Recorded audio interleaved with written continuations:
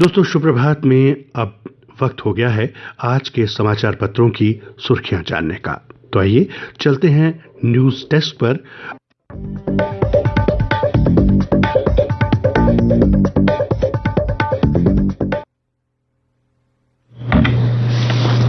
धन्यवाद शिवमोहन। समाचार पत्रों की सुर्खियों के साथ आज मैं हूं न्यूज डेस्क पर रेडियो सखी माधवी। लेकिन उससे पहले एक जरूरी सूचना।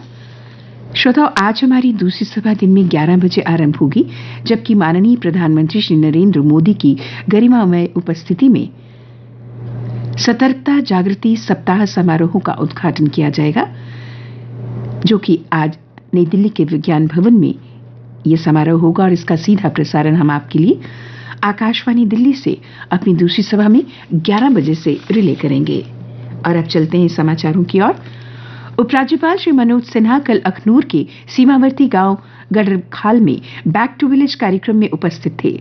इस अवसर पर उन्होंने कहा कि नीति और अमल में दूर होगा अंतर। हर माह ग्राम पंचायत की समीक्षा करेंगे अफसर। उन्होंने कहा, हर गांव की पहचान व मुद्दे अलग, लोग तथा प्रशासन मिलकर लेंगे फैसले। आज इस समाचार को एक प्रमुख हिंदी समाचार पत्र ने अपना पहला बड़ा समाचार बनाया है। अन्य समाचार पत्रों में भी ये समाचार है। उपराज्यपाल ने इस अवसर पर लाभार्थियों को विभिन्न स्कीमों के तहत प्रमाण पत्र भी सौंपे। विभिन्न विभागों द्वारा लगाई गई प्रदर्शनी का निरीक्षण किया तथा पौधा लगाकर हरियाली का संदेश भी दिया। समावेशी समाज के निर्माण हेतु सीमावर्ती गांव का विकास निर्माण हेतु महत्वपूर्ण पहलू कुछ समाचार पत्रों ने इस समाचार को इस शीर्षक से भी छापा है। मोदी सरकार का अन्नदाता को तोहफा, किसानों को खाद के लिए 51,875 करोड़ रुपए की सब्सिडी। आज इस समाचार को एक दूसरे समाचार पत्र ने अपना प्रमुख समाचार बनाया है। दूसरे समाचार पत्रों में भी ये समाचार है। समाचार पत्रों के अनुसार केंद्रीय मंत्रिमंडल ने कल 2022-23 की दूसरी छमाही में रबी फसलों के लिए फॉस्फेटिक व पोषाटिक खाद पर 51,875 करोड़ रुपए की खाद सब्सिडी को मंजूरी दी। सरकार ने इससे निश्चित किया है कि वैश्विक कीमतों में बढ़ोतरी का असर किसानों पर ना पड़े। पूर्ण राज्य छठवीं अनुसूची समेत 4 मांगों के लिए सड़कों पर उतरे लद्दाखी। करगिल तथा लेह में जोरदार प्रदर्शन। गतिरोध के बीच केंद्र ने एलजी को सार्वजनिक सेवाओं में भर्ती के अधिकार दे दिए हैं।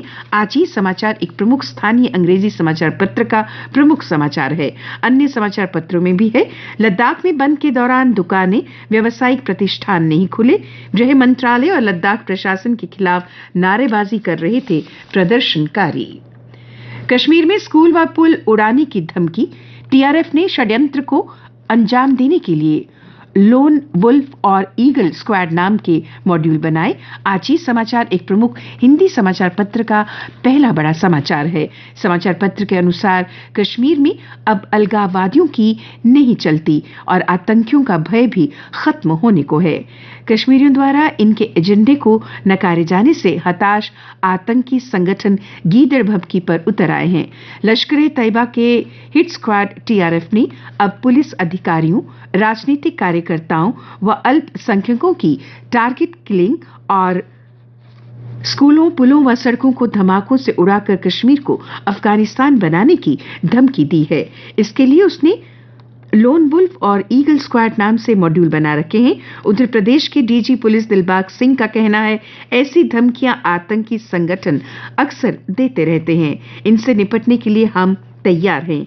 जो आतंकियों का साथ देते हैं उन पर कार्रवाई की जाती है। आज के समाचार पत्रों के मुख्य पृष्ठों के कुछ और समाचार। आरबीआई के गवर्नर शक्तिकांत दास ने माना, महंगाई पर काबू पाने में नाकाम रहा आरबीआई। फीस निर्धारण समिति ने कश्मीर के निजी स्कूलों को दिए निर्देश। शैक्षणिक कैलेंडर में बदलाव के बाद नवंबर से मार्च अवधि का वार्षिक शुल्क न लें स्कूल। प्रधानमंत्री ने बेंगलुरु में आयोजित ग्लोबल इन्वेस्टर्स मीट को संबोधित करते हुए कहा, वैश्विक संकट के दौर में दुनिया को भारत से बहुत उम्मीदें। नहीं रही महिला अधिकार कार्यकर्ता इला भट्ट। उन्होंने योजना आयोग में भी काम किया था। वो पद्म भूषण से सम्मानित की गई थी। प्रधानमंत्री ने उनके निधन पर शोक जताया है।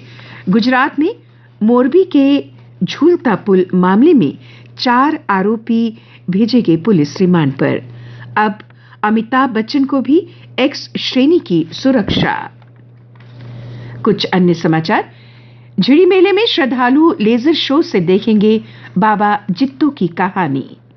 उत्तर भारत के सबसे बड़े किसान मेले में 15 लाख श्रद्धालुओं के आने की संभावना। 2 साल बाद इस बार 7 से 16 नवंबर तक लगेगा मेला। प्रदेश से बाहर के वाहनों की अब सिर्फ लखनपुर में होगी जांच। डेंगू मरीजों से भर रहे अस्पताल, सरकारी के साथ निजी चिकित्सा संस्थानों में रोजाना बड़ी संख्या में भर्ती हो रहे मरीज। जम्मू बस स्टैंड असुरक्षित घोषित, जेडीए ने लगाया चेतावनी बोर्ड। दुकानदारों ने कहा षड्यंत्र। जम्मू शहर में गली मोहल्लों से लेकर चौक चौराहों तक कुत्तों के झुंड लोगों पर कर रहे हमला। ज्यादातर ने सुबह की सैर छोड़ी, जो निकल रहे उनके हाथ में होते हैं डंडे। धुएं की धुंध से घिरा सारा दिल्ली और एनसीआर। केंद्र और राज्य सरकारों के पराली प्रबंधन के सारे दावे खोखले रहे। और अब खेल समाचार। T20 विश्व कप सुपर 12 के मैच में भारत ने कल बांग्लादेश को 5 रनों से हराया। सेमीफाइनल के करीब पहुंचा भारत। विराट कोहली ने नाबाद रहते हुए 44 गेंदों में 64 रन बनाए। उधर नीदरलैंड ने सुपर 12 में दर्ज की पहली जीत, जिम्बाब्वे को 5 विकेट से हराया। पाकिस्तान के मोहम्मद रिजवान को पछाड़कर T20 रैंकिंग में सूर्य कुमार बने नंबर 1 बल्लेबाज। और अब एक नजर मौसम पर। जम्मू संभाग में आज मौसम के खुश रहने की संभावना है। समाचार पत्रों के अनुसार कल जम्मू का अधिकतम तापमान 31.1 डिग्री सेल्सियस रिकॉर्ड किया गया और कल रात का न्यूनतम तापमान 15.3 डिग्री सेल्सियस रिकॉर्ड किया गया। आज सूर्यास्त 5:43 पर और कल सूर्योदय 6:52 पर होगा।